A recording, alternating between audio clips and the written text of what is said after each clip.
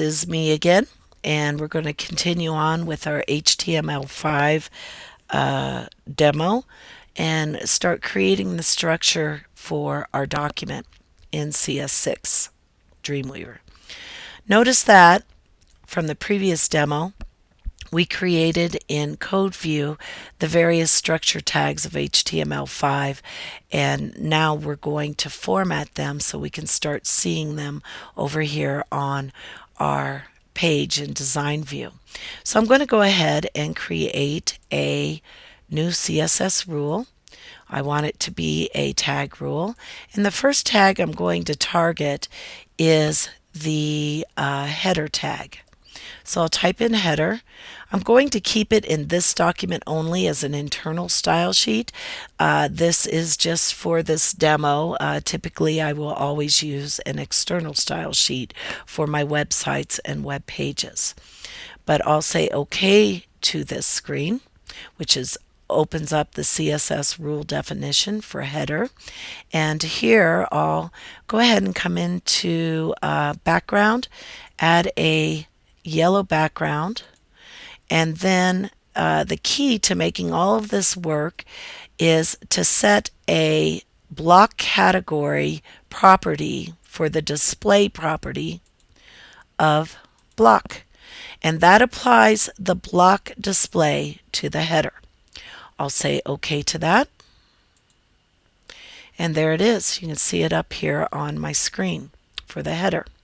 Now, last week we learned about group CSS rules, and I'm going to apply a group rule here to apply the block display setting, CSS property, as well as the yellow background to all these other tags by coming over here in my CSS styles panel, clicking on the header rule, and then clicking into the header rule with a second click, and then I can create a group rule by using commas between each of the various tag selector type rules that I'm going to create. So I'll go ahead and type in nav, comma, aside, comma, article, section, and footer. And when I click away, you won't see much different, but that's because they're all occupying exactly the same space right up here. Now, using the properties of CSS for creating, or not creating, but for Cascade, the inherent property of this cascade of CSS, I'm going to go ahead and create some individual rules that will take precedence over this group rule and start applying some individual CSS properties to these various tags. So the first one I'll target is the header, and I want to set up some dimensions for it to fit a 960 pixel width web page. So I'll again create a new rule, tag. I'll go ahead and target just the header in this document only. I'll say OK to that. Go immediately into my box. I'm going to set a 960 pixel width and a height of 100. I'll say OK to that, and there it is. I'll go ahead and type in, click inside this tag, type in header. Now you can put any elements, HTML elements that you've learned up to this point in this class inside any of these HTML5 structural tags. So I can add graphics, I can add text, I can add spray menu bars, anything I want that you've learned so far can be added into these structural tags.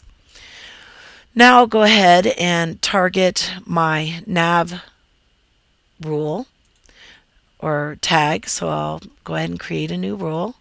It's a tag. I'm going to target the nav, this document only.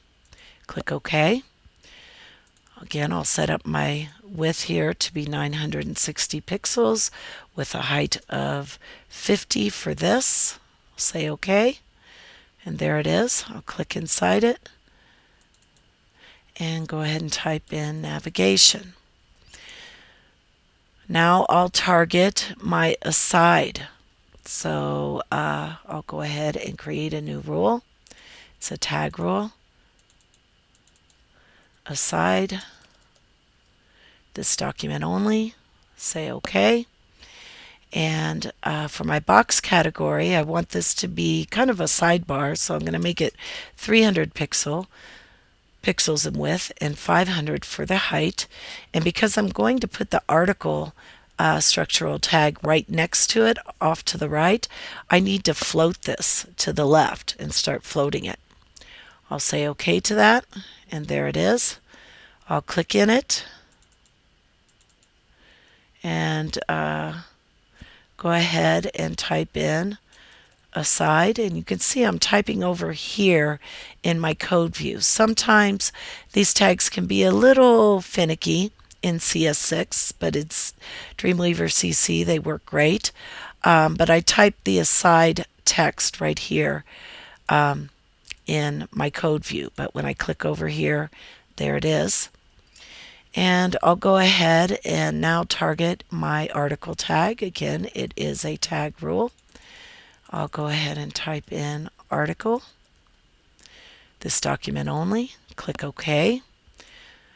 I'm going to take 960 minus 300 and let Dreamweaver do the math for me, and I can do that here in my CSS rule definition for the width in the box category. There it is, it calculated 660.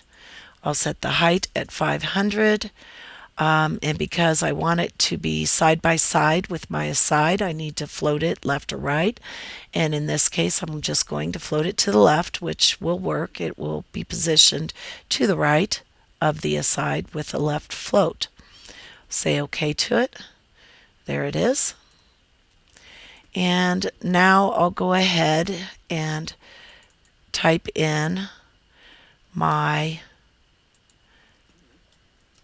article text, and again I'm clicking between the two tags, the opening article tag and the closing article tag here in code view, typing in article, and then when I click away, there it is. Then I'll go ahead and create another rule for my footer. So I'll say tag footer, this document only is fine. OK. Box 960 pixels in width, height of 35, and because this occurs after the aside in the article floated left and right, I need to clear that float.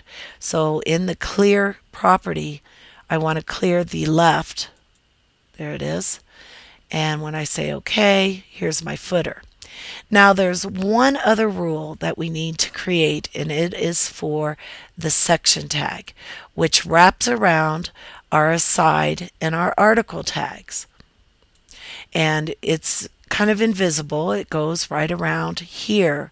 But because it is a parent tag and we floated our aside left and our article left, we also have to create a float for the section tag of left because it's the parent tag. It holds them. So I'll go ahead and choose new CSS rule, tag. I'm targeting the section. Say OK. And the only rule that I want to create, well actually two, is in the box category. I'm going to give it a 960 pixel width, and I also want to set it up to float left so that everything behaves correctly. I'll say OK to that, and you won't see anything different, but we're just structurally creating the correct HTML for our page. But here we have it. Looks like I need to add footer down here for my footer. So I'll go ahead and click in footer and type in footer. And then the final thing that I'd like to show you is how to wrap this entire document with a div tag so that I can center it. in a browser window, and we covered this a few weeks back, and we'll go ahead and kind of review it right now. But I wanted to show you that even though we're using structural tags of HTML5, you can still add div tags anywhere you want in each of these structural tags or within the actual HTML document. So I'm going to select my body tag, which chooses everything in between the opening and closing body tag. And you can see that here in the code view, that all my structural tags now have been selected. And I'm going to insert a div tag.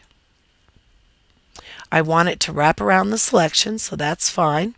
I'll create a new CSS rule. I want it to be an ID. I like to use IDs with my div tags.